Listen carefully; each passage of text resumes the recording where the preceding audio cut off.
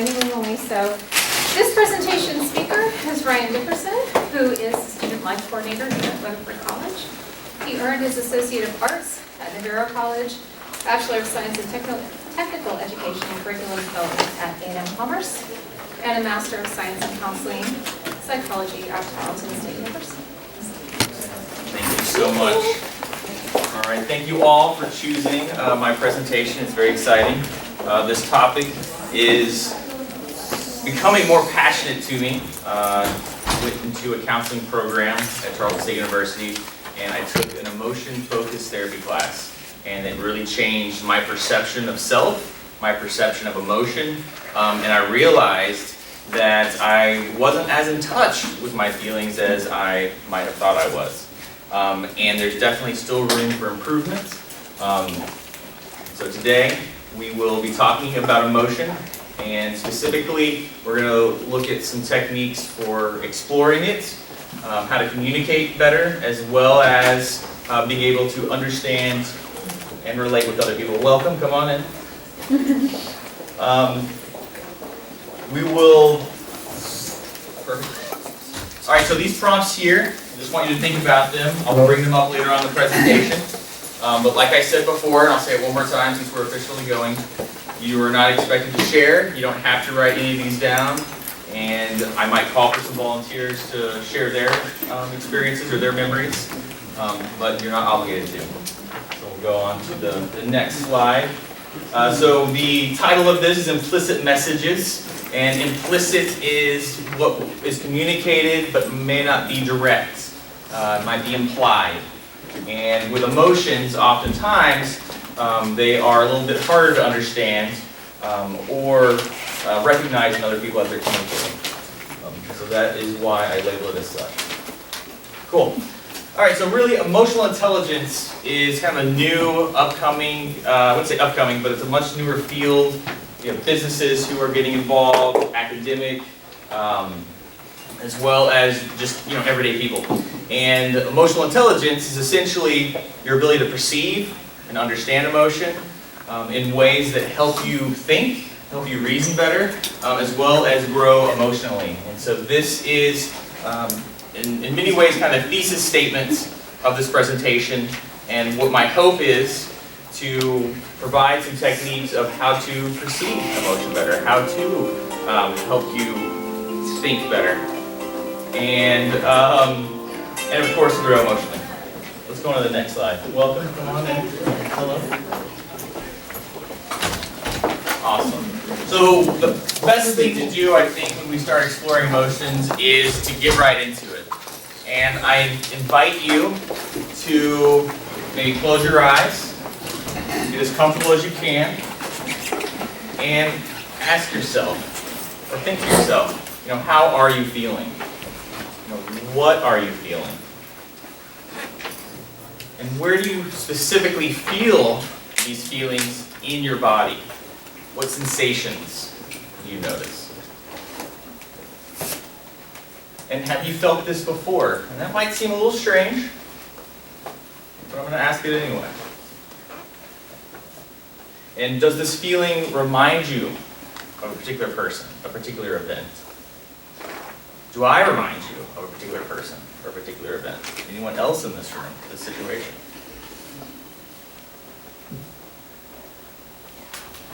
Go to the next slide. All right, so what are emotions? There are many theories with many, I would say, scientific arguments. There's 4, there's 6, there's 7. I'm going to focus on the basic 4. And that is going to be the ones outlined on the left: happiness, fear, anger, and sadness. And in this wheel, you're going to see some variations and some, maybe some little more specific descriptors of those 4 emotions. But for today's presentation, we're going to focus on those 4.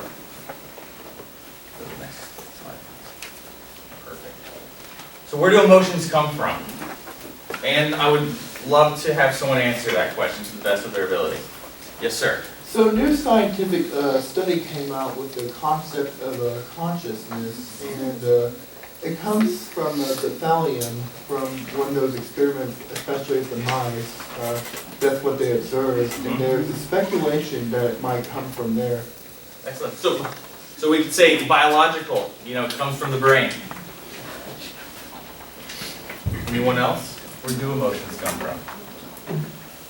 What emotion do you feel when you see a cat? A lot? Oh, explain. Well, I love my cats, so I get excited and happy, and they make me feel better. You feel good. So this concept here, this illustration, is a reduction of how the brain perceives information.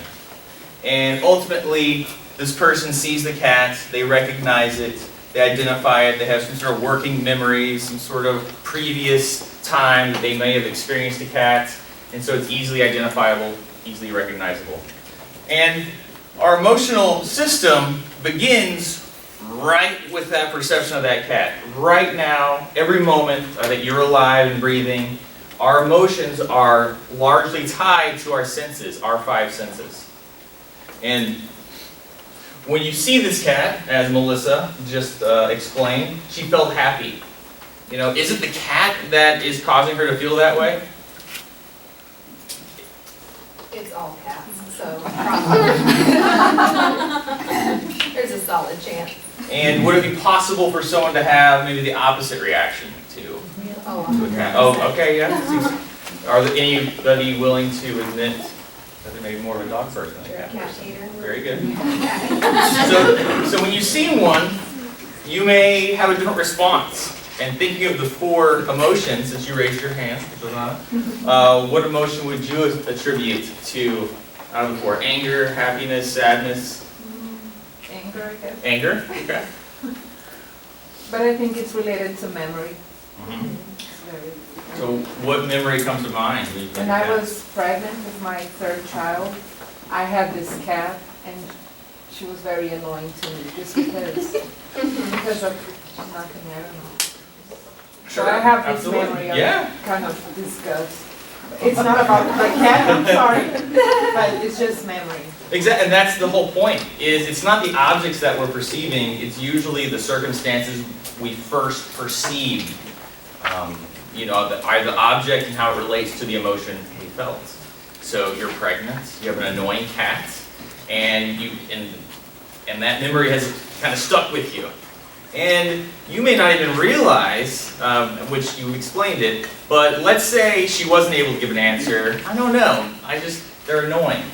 Oftentimes we will develop these biases, these impressions, and have these reactions, have these bodily reactions without even realizing where they originally came from. And that's something I hope to give you insight into and have a little bit better perception of that process. So let's move on from the cat. Hello, sir. Come on in. We're a little packed, but feel free to gravitate to where you feel comfortable. Excellent. Welcome. All right. So to touch on this gentleman's explanation, he's very correct. The emotional occurrence, the emotional reactions occur in the brain. Our brain is full of electrochemical processes, exchanges of energy, and we have neurotransmitters like washing over the brain. And Joseph Ledoux, I'm going to assume, describes emotional experiencing as a biological function of the nervous system, involving more brain systems than those solely associated with thinking. And thinking is the stuff we are completely aware of. It's what's organizing this information here. It's what is interpreting the sensations I'm getting, that there's people around me, some happy, some sad, some bored, some getting extra credit for their professor. And, but the emotional systems, there's a lot more of them, and they're a little more complex. As simple as it may feel, there's a lot that's going on, a lot of information being exchanged. And we're not going to get into the biology side of this, and because I'm not as acquainted with the specifics. However, it is important to understand that it is a biological process, and our senses are what is important here. Our senses are tied to these four main emotions. Alright, so I put together this confusing graphic last night and wanted to kind of break down what I've just talked about. And so, if we look at the perception of the cat, it's a sensory experience. It's involuntary. We can't control these perceptions and these sensations that we are receiving. And there's a response. The brain and the nervous system are communicating, and they say, hey, we're communicating this to your cognitive functioning, your thinking aspect of your personality, your brain, and we start to create subjective meaning, personalized meaning. And with that annoying cat, thank you for sharing that, by the way, you have constructed an opinion, let's say. Not everyone's going to share that feeling. And that is what I'm going to call the cognitive value construction. So we go from sensory perception, the feelings, the senses in our body, moving into this cognitive value structure, our opinions, our associations with these feelings, and it ends up being our net personality. So after everything's said and done, my behavior, what I'm communicating, what I'm interested in, what I like, what I don't like, that's the output of this very simplified, complex process. And Dr. Duncan, she was one of my mentors, and I love her book, and I'll go ahead and plug it. If you are thinking about becoming a counselor, The Phases and Skills of a Counseling Session, she wrote it. Very, very great book. Not necessarily for everyone, but this is where this information is coming from. So Dr. Duncan describes an emotional stimulus as a situation evoking emotion. So we see the cat is the stimulus. The cat is the activating event, and we respond. Love, excitement, joy, disgust, anger, annoyance. And that is the connection there. So our subconscious, we aren't really thinking about this, is that reaction. So we have the eliciting stimulus, the event, going back to that sensory input, the five senses, the nervous system, and then the emotional response. It's a bodily feedback process. When you think of joy, with a positive emotion, where do you feel joy? I'll put it out like that. I've gone on and said you do feel it, but I want to know. Is that something that you could explain, or something that you could identify that, yeah, I do have a feeling in the body when I experience happiness and joy? And I would love someone to share. I would say yeah, because you feel more energetic. Energetic? And motivated. Motivated. And are there any particular parts of the body where you feel that? I mean, yeah, you want to move more, you feel more active, you feel, So maybe your legs. you feel like you could do more, Okay. A little more confident, a little more motivated to engage.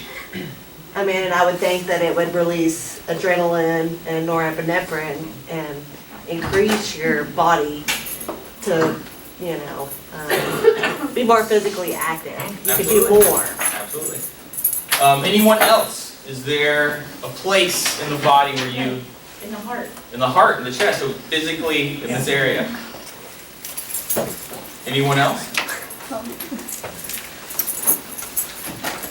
I would say, whenever I go to pick up my son at the daycare, and he'll just throw everything down and run towards me, and he's so excited, and it just it feels like it starts in the middle of my chest. It just electrifies my whole body. It's just the best feeling. And it's a great illustrated description. And let's take it a step further. Have you experienced that feeling before? Was that a new experience you had with your son? Yeah. Or can you think of other times you had that similar splitting of the chest, or kind of? I mean, bursting even out? obviously before, but the first one that came to mind was when he was first born, / after all of the craziness and everything, and the first time getting to see him and hold him, it was just it erased every other pain and sensation. Just filled me with so much joy. It became prominent, priority. And you're thinking you have experienced those feelings before. And oftentimes our first experience with these sensations will be very similar to other experiences we have. And I'm gonna go back to the cat, because I think it's a great example. You know, she may see another animal, let's say a dog, you know, that might create that sensation, but it originally was founded at the experience of the cat. And oftentimes, the first experience of these sensations will carry with us, and the value system we create, the meaning we create, will be attributed to these new experiences subconsciously, without us really knowing it. And that is the bodily feedback process. All right, let's go on to the next one. Okay, cool. So what stimulates our basic emotion? We have a lot of descriptors here, but I want to get your feedback, and I want you to think about what you wrote down. You know, what about your memory, or what about that situation led to that emotion? And would anyone like to share one of the memories they wrote down? You're sharing? Excellent, thank you. So, I'll just read it. So the one time that I was most afraid in my entire life is when my children were little and I was in a serious car accident. I hydroplaned and my head hit the steering column right as my car hit a bus. When I came to, I remember feeling wet on my face and looking in the back seat, only to see 2 turned over car seats with no children in them. I did not see my children and began yelling at the fireman who was trying to cut me out of the car. I worked in the healthcare field and I knew that they didn't tell trauma victims that their children were dead, and so I was going crazy on them. I wanted to know where my kids were. I didn't care about me. I was just screaming and yelling. It was crazy. I had no idea where my kids were. I could not remember where they were. I could not remember anything before the accident. It was so crazy. So once they put, oxygen on me, I could feel that I thought I remembered giving them to my mom, but I couldn't remember. But then when I got to the hospital, I didn't want them to touch me until I called my mom. So, but I had glass everywhere. It was horrible. It was just terrible. And then to find out that they were with my mom just was like relief over their whole entire body, that they're fine. And they were only 1 and 2. So 2 car seats turned over. You think, oh my God, where are my kids? I can't find them. It's a very traumatic experience. Very. So that was the biggest fear of my entire life. And if we were to boil down what was happening to 1 or 2 words, what stimulated that fear? What brought that out? Just seeing that they weren't in the vaccine, just when I looked back, I didn't see them. I could not find them. They were always with me. So It's almost expecting something to be there without it being there. being lost, Panic. like not knowing, it was the worst fear of my entire life. Lost and not knowing. I think that's a Yes. great way to explain it. Thank you for sharing that. Does anyone have one of the other 3 emotions? We have fear. That's a really good description. Yes, sir. I would say I have an angry experience where I was in my room one time, and it was just after college. And the situation that happened was my dogs were outside. They were little bitty things, actually. And what happened was a pit bull actually somehow got angry, just snapped. We didn't do anything to it.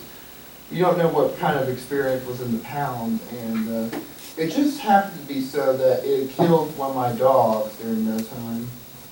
And it literally broke through the fence. It was a thick wooden fence, and that is insane. Sounds like it. And what happened in that period was I immediately kind of just got a broken, angry response. And I would actually say for the next couple of days, I was kind of very distrustful of big dogs, especially big pit bulls and Rottweilers and stuff So that. that experience carried with you for a few days, maybe even to this day. It actually still does. But a fair warning is that insurance companies Yes. Rottweilers, pit bulls, and bulldogs are the dogs that attack most people 85% of the time. And insurance does not cover those attacks, actually. Well, that's a good tip. And when we think of the anger, could you boil that down to 1 or 2 words of where that anger came from? What was happening that led to it? I would say the brutality of what happened and the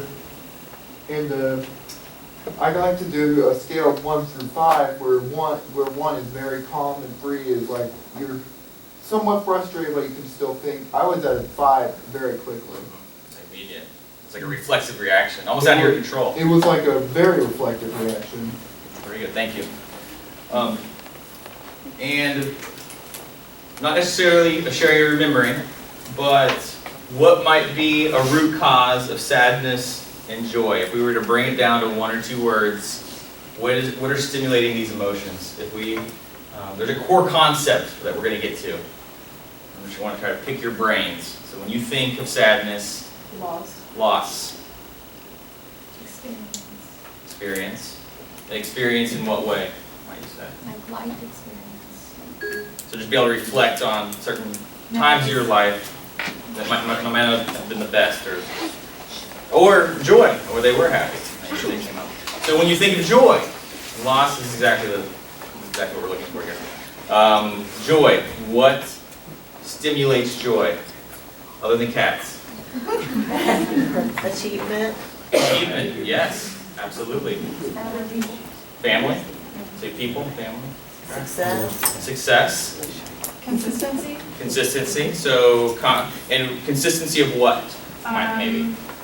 That experience. So like every time you come home and your dog is waiting for you at the door Yeah. and he's happy to see you. So almost like a familiarity, maybe a little bit of control, I mean, be able to predict what's going to happen, and it's something that you enjoy.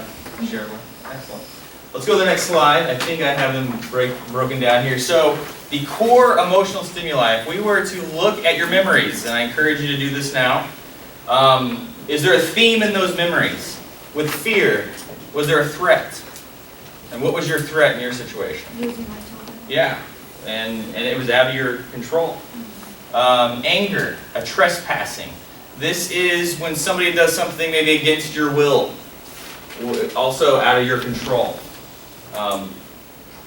You think of anger. Was that a trespass? And actually, literally it was. He crossed the fence. But emotionally, we could say that the dog went against your will, attacked your dog, and led to this anger. Would you agree, sir? Yeah, I would, but we don't know what initiated that trigger response within the dog. We don't. But we know that you felt anger. Sadness and grief, loss. And when we are, because I think with your situation, there's a lot of emotions going on. And the idea that your kids may not have been there, it's a very sad and grieving process. Luckily they were with your mom, so that led you to feel joy, and you gained them. They're back in your life. There's a moment they weren't there, and now they're back. Thinking of your memories, can you see that theme? When you think of your happiness, you think of your cat. How might we explain that as a gain?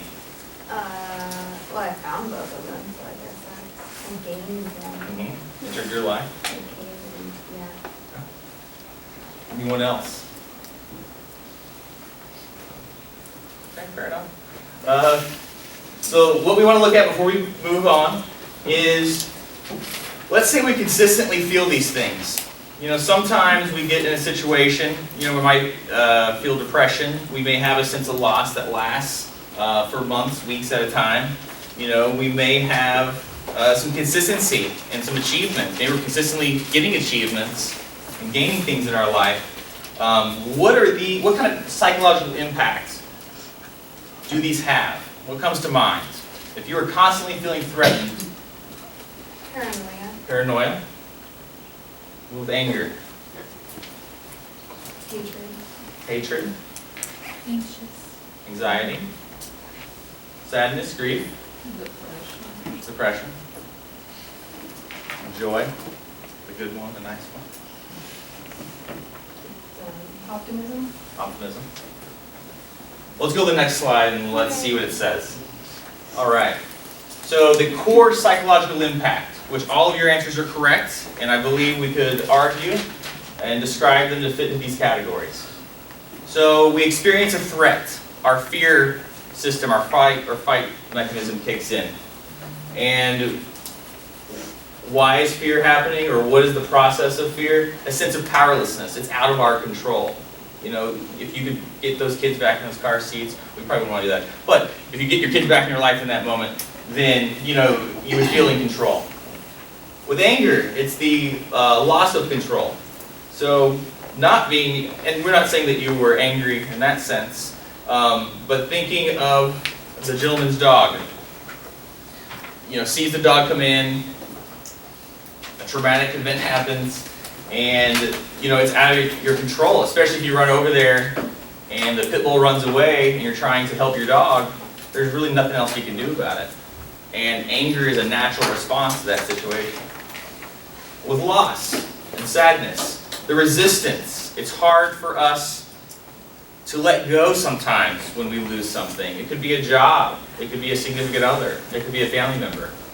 And it is hard, it can be very hard to accept that loss. And with joy, we gain something, and that is going to be our sense of pleasure, our sense of good feelings.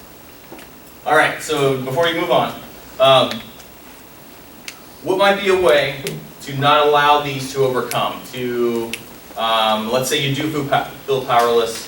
What is something we can do to overcome that sense of fear? Take one day at a time and keep driving forward. What about with anger? Thinking through your reaction. So let's say, like, how can we make this positive? And what type of response do we want to strive for? So that way we don't feel that loss of control. We do feel a little more control in our lives. Focusing on the things you can control. Sadness.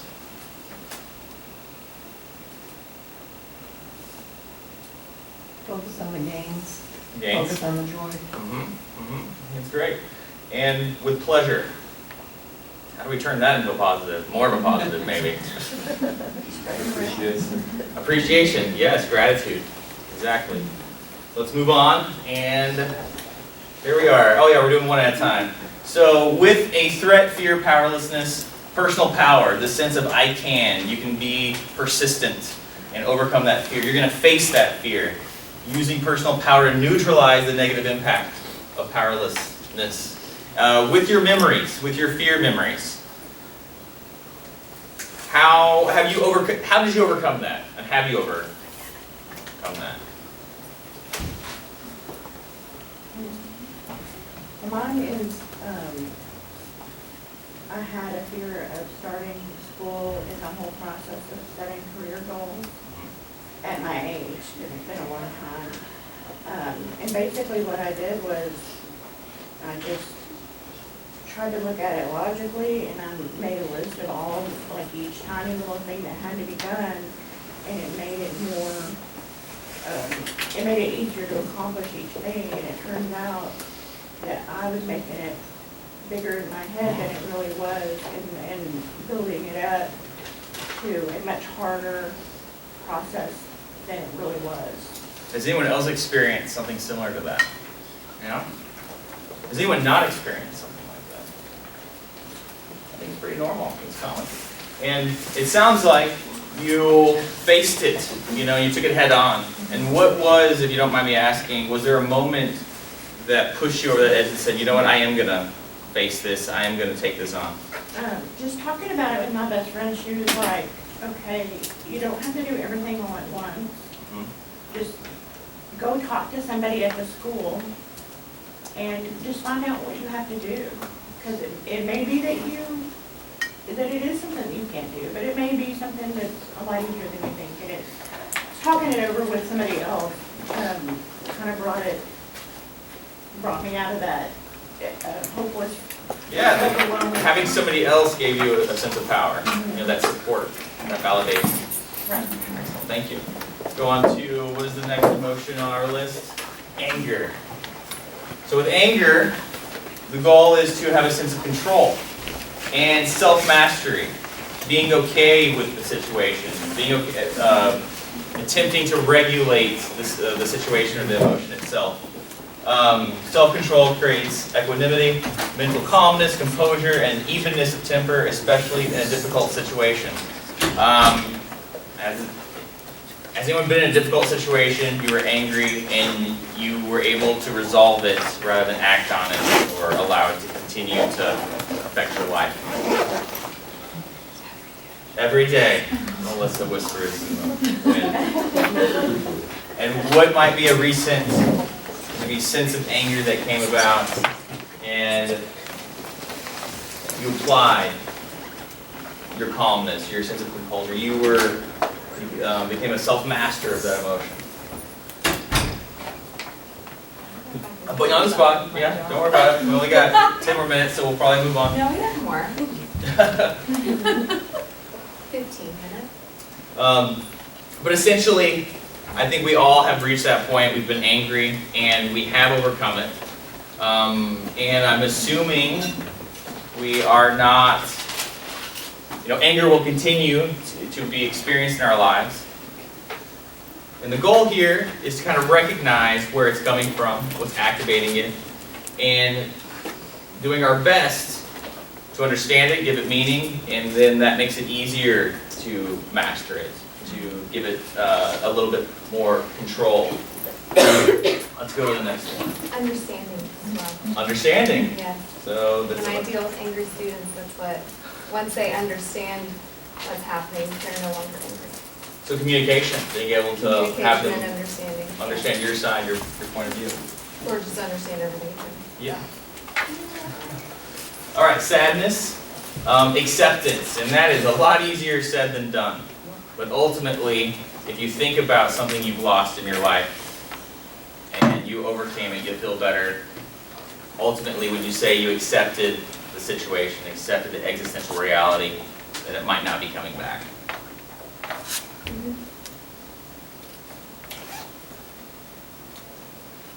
Okay. All right, and then gratitude and appreciation, you hit it right on the head. With joy and feeling pleasure, when we show gratitude, it helps us, actually helps rewire the brain, but it helps us become a little more in control of the other aspects of our emotions. And we feel a more sense of purpose and wholeness, I would say. And it makes you humble, makes some people humble. Yeah. Others it might not. Okay. Okay, so that was a brief overview of just the emotional process. We have a stimuli, a cat. It goes into our senses, our brain and nervous system interpret it. We feel a burst of energy in our chest. We might feel our face getting red with annoyance, maybe, I don't know. But now we're going to explore it a little bit deeper. And with the activating event, the cat, it is perceived. So we're calling this the perceptual situation. And then we have the bodily expressive, symbolic, conceptual, motivational, behavioral, nuclear process. So what do all of these mean? This comes from a counseling theory. It's called process experiential therapy. And one of the goals is to help people overcome issues that they've carried with them, that they're seeking therapy to overcome them. And the theory behind this is to start at the very root level and understand what is going on, what in the environment is causing this, who is in the picture when you think about this, maybe depression, maybe anger, and then we want to identify it in the body. And this is not easy to do. A lot of this is subconscious. We just live with it. We accept it for what it is. But when you consciously ask yourself, all right, I'm happy right now. Where am I feeling this? And it might not come to you right away. But if you consciously attempt to do that, you will start to notice differences in your body. And it will start to make sense. And you'll recognize that just that sensory feeling when you experience similar situations that you perceive to kind of fit into whatever that sadness, happiness category. And ultimately, a way that we help clients kind of make sense of it is using metaphors, using symbolism. Emotion is not the easiest thing to describe. However, And you look at poetry, poetry's full of metaphor, and that's really the driving force behind a lot of poems, is that feeling and what it means. And so we asked the client to describe it as they were to paint a painting. So when you experience, I'll ask you, Melissa, when you experience your cat, if you were to paint that in a painting, what would that painting look like? Brittany, you answer. For you? No, for you, for your kids. For my kitties, I really like it when they cuddle together, so maybe the picture would look like them on the couch cuddling each other. There you go. And everyone's going to have a different kind of description, but it helps us get in touch with what we're feeling if we can get it out in some form or fashion. And this is the communication part. Let's say you are angry, and you're angry at somebody in your life, and you don't know quite what to say or how to describe it. Try to explain to them in metaphor. I'm feeling like there's a tight ball in my stomach, or my face is really hot, and I'm not quite sure kind of where this is coming from, but I want to talk about it. And it can help us expand our vocabulary and connect with the other individual. The ultimate goal here is to find out, what is our emotional need? When you're angry, what would you say our emotional need is? I would say from a simplistic standpoint, it's that feeling of control, that sense of control.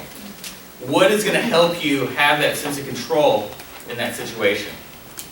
What would have helped you, sir, have that sense of control in your situation? Communication. If they would have been that way, then the incident would have never happened. There we go. Absolutely. Excellent. And with sadness, with fear, what was your emotional need, would you say? I just needed to know they were okay. I don't care about me. I just wanted them. Just to know they were safe. To know they were safe. I had no idea where they were. And those poor little firefighters, they probably thought I was crazy, but all I wanted to know is I kept screaming at them. I know you don't tell them those trauma victims are kids. Tell them. I want my kids. I want them now. And I was just freaking out. And if that firefighter would have said they're safe, I would have said, let me see them. I wouldn't a believe little bit them. more. And to bring the cat back in the picture, what would you need to not feel that anger, that sense of annoyance?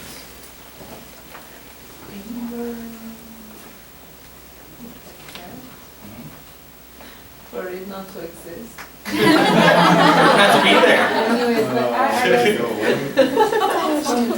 really. I don't know.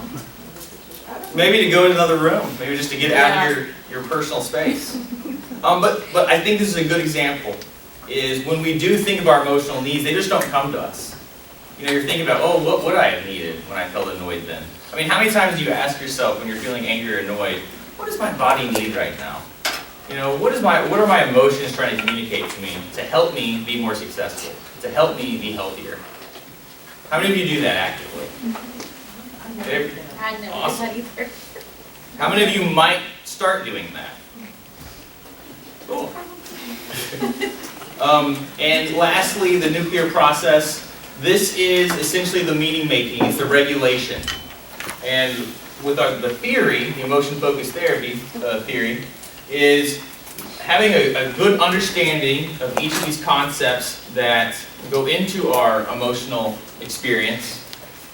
So that way we can better control it, we can identify it, we can give it a name, we can write it down, we can communicate it to somebody else. We can paint a painting that expresses what it is that we're feeling. And that is going to be utilizing all of these aspects. All right, let's go to the next one. We're almost done. All right, so forms of emotional responses. The theory boils it down to 4 responses. There's only one good one, there's only one functional one. The rest are dysfunctional.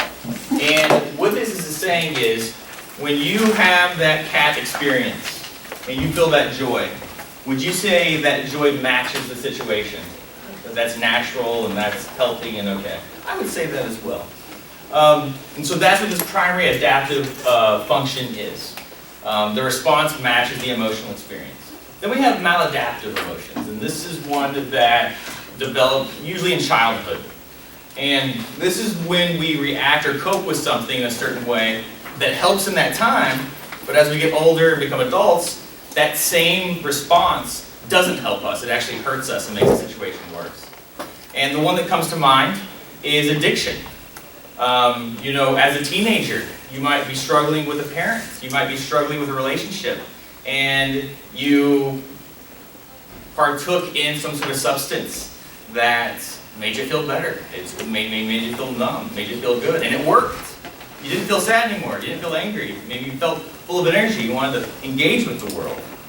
And in that moment, it helped, but as time goes on, and those feelings creep back up, you're going to go right back to that habit, and you're going to want to escape. And that's just an example. It's not necessarily a universal rule. But the point here is sometimes we develop coping mechanisms that we carry on into our lives that don't help us face the situation, and we would call that a maladaptive response, a maladaptive emotion. We have the secondary reactive emotion. And this is when we respond with a different emotion, but really underneath it's something else. And this happens a lot with anger. So we might respond reflexively, angrily, but really we are feeling fearful, we're feeling powerless. But we don't want people to know that we feel powerless. We want them to know we're strong, we're going to take control. And this is subconscious, so they're not necessarily aware that they're doing it, and that makes it harder to kind of get to that root cause of that fear. Yes? Would that be like somebody who's experiencing depression always responding with comedy? Absolutely, yeah. I think that's a good example. And of course, we've got to preface this with, every situation is going to be a little bit different. But yeah, I think it's a great example is, you're gonna respond with joy, a sense of gain. You want to put on that happy face. But really underneath is that maybe that fear or maybe a sense of sadness, whatever the emotion is. We call it an incongruent reaction. It's not really matching the core element of what we're experiencing.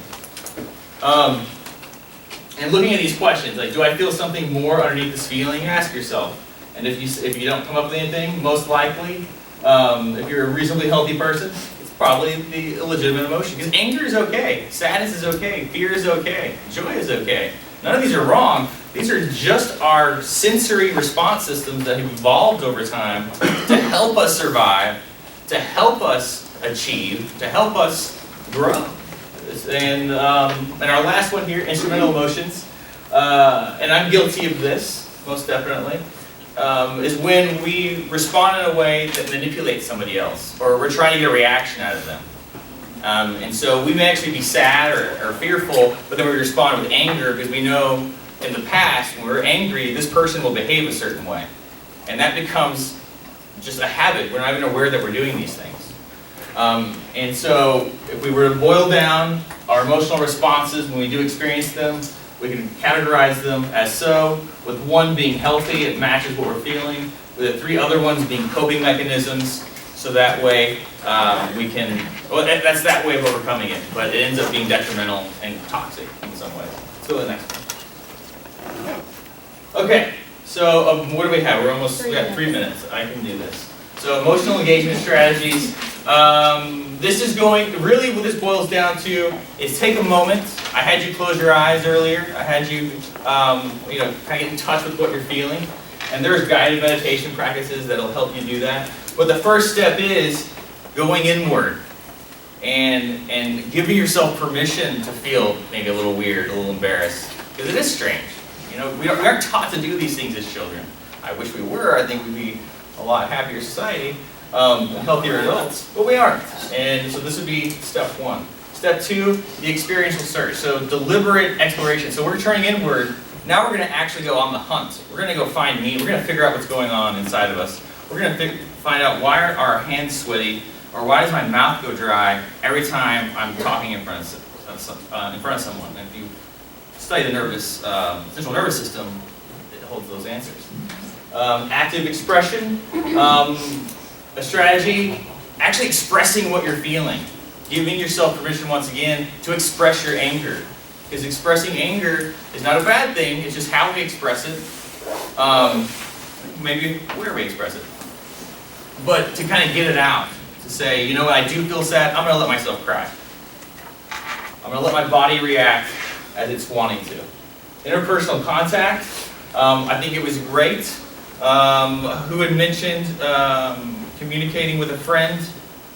Yes, thank you. But yeah, that's a great way to help make sense, help overcome, is to reach out to somebody, build a support network. And usually somebody you can trust. How I would describe these things is somebody who is actually listening to you, they're attuned to who you are, they're prizing, they respect you, they cherish you, and they're collaborative. You know, they want to work with you. It's not one-sided. Self-reflection, and this is just kind of making a habit and reflecting after a situation. Showing gratitude when you are happy, when you are experiencing something pleasurable. Take a moment and say, you know, that was really awesome. I'm really appreciative for that. That would be an example of self-reflection. Last but not least, we're just going to have it on the screen. Go ahead. Micro markers. And this is going to help us communicate with other people. Body posture, kind of subtly, I would say here, what pulls at the heartstrings. So when you're talking with somebody and you start to kind of feel like a catharsis, and maybe you feel angry with them after somebody ripped them off, that is a sign that you are, well, as obvious as it may be, experiencing emotion. But that is a way to know when somebody's trying to communicate emotion, and maybe they're having a hard time. Reflect that back to them, to the last slide. Validation, reflection, let them know, they really screwed you over, they really made you angry, that sucks. That would be kind of a form of validation reflection. So that concludes my presentation. I thank you.